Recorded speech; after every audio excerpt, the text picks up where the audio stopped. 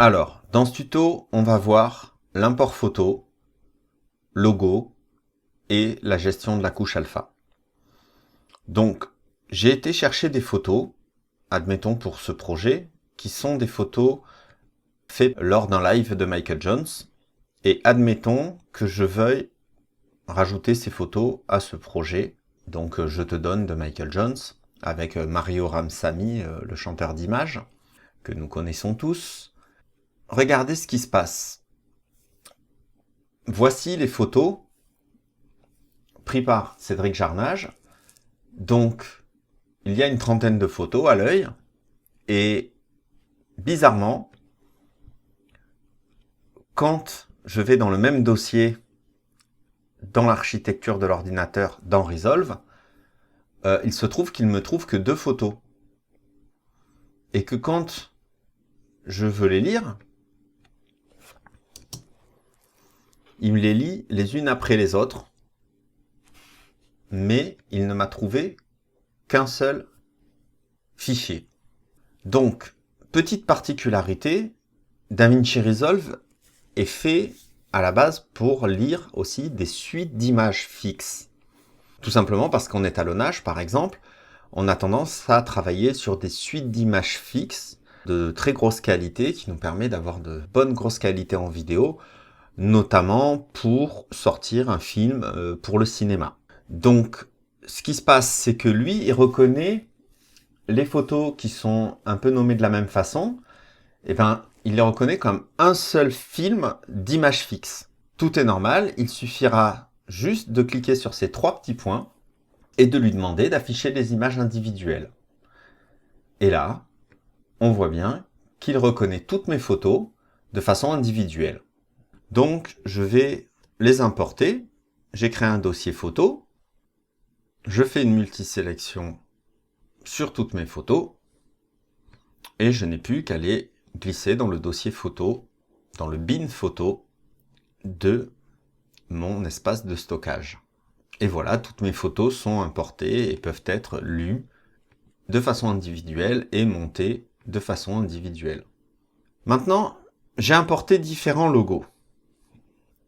Alors, pour mieux comprendre, on va passer dans la page montage et je vais vous parler de la couche alpha. La couche alpha, c'est quoi? Pour résumer grossièrement, c'est soit du noir, soit de la transparence en général.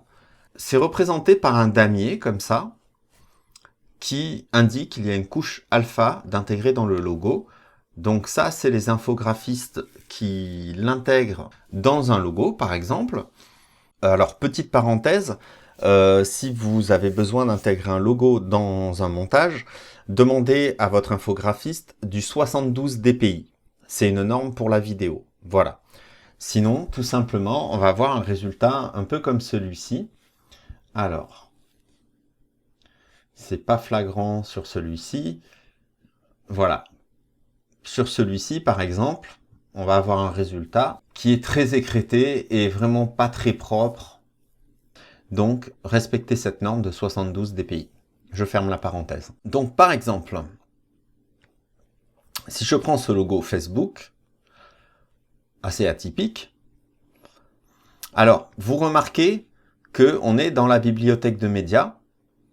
De nouveau, exactement comme dans la page média, on retrouve notre bibliothèque de médias dans la page montage. Voilà. Et ce petit liseré rouge nous indique qu'on est bien à cet endroit-là, donc dans notre bibliothèque de médias. Maintenant, si je prends ce logo Facebook et que je fais un clic droit, attribut du plan,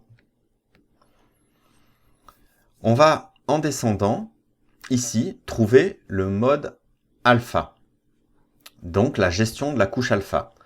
Par défaut, elle est sur direct, mais vous voyez, je peux mettre aucun. Tac, et voilà ce qui se passe quand il n'y a aucune couche alpha de prise en compte. Je refais un clic droit, je retourne dans les attributs du plan, et comme ça, je vais pouvoir chercher l'interprétation de la couche alpha qui convient le mieux à ce que je veux faire pour mon montage vidéo.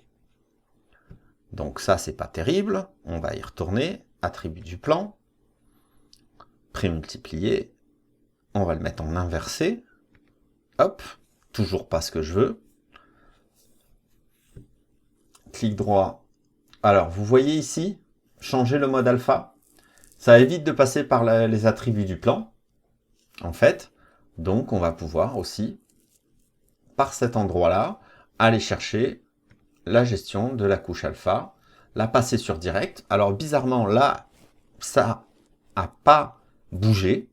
Mais en fait, c'est tout simplement parce que, regardez, dès que je bouge la tête de lecture, hop, ça y est, il l'a pris en compte. Alors que par le clip attribute, dès qu'on fait OK, il le prend en compte. Donc voilà. Donc là, ça y est, j'ai maintenant mon logo qui est interprété comme je le souhaite. On va retourner dans la page média, par exemple. Et donc, si je prends un autre logo, alors je sais pas, au hasard, tiens, le logo de ma boîte,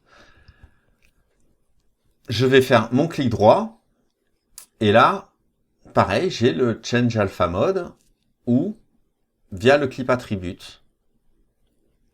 Voilà, mode alpha, ici. Il se peut que vous ayez des options grisées dans Resolve, comme la gestion des trames, ici, pour l'entrelacement. Ces options-là, c'est tout simplement parce que là, on est sur la version studio, et donc sur la version gratuite, si vous avez des choses de grisées, c'est que tout simplement, vous n'y avez pas accès avec la version gratuite. Mais la couche alpha est accessible sur la version gratuite. D'accord. Alors, on retourne dans la page montage. On va passer, tiens, sur ce petit logo, hein, qui est le logo que vous retrouvez ici, dans le montage que j'ai fait, en fait. Donc, le voilà dans sa taille originale. Je le sélectionne.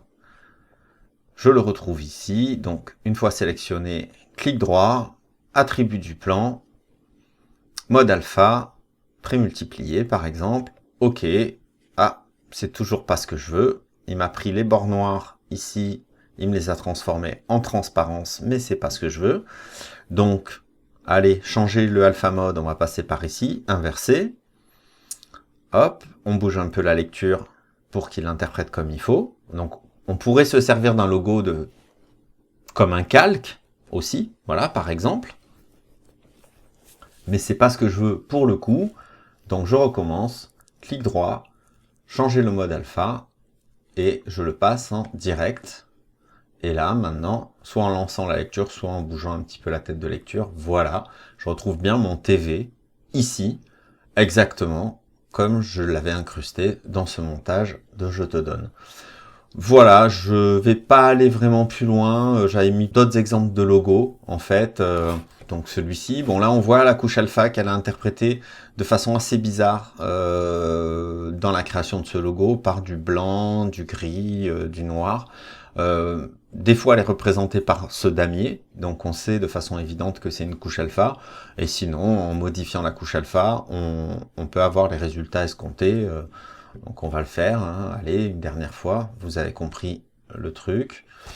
Moi j'aime bien passer par le clip attribute parce que vous voyez, de devoir relancer la lecture, même si ça se fait assez vite, bah en fait au moins on est sûr tout de suite d'avoir un résultat. Et voilà, mon logo, il est bien détouré avec sa transparence comme il faut. Je n'aurai plus qu'à réduire sa taille pour le mettre à la bonne dimension.